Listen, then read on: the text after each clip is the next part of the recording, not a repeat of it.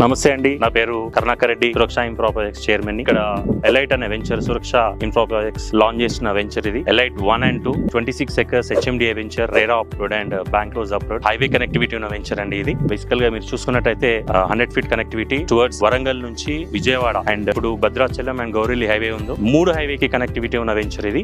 Suraksha elite 1 and 2 26 acres. Customer చెప్పేది ఏంటంటే, ఇలా తీసుకున్న కస్టమర్స్ ఖచ్చితంగా విత్ ఇన్ టైమ్ లో అప్రిషియేషన్ వస్తుంది అండ్ రెసిడెన్షియల్ ప్రాజెక్ట్ కూడా మేము ఇది చేయడం జరుగుతుంది.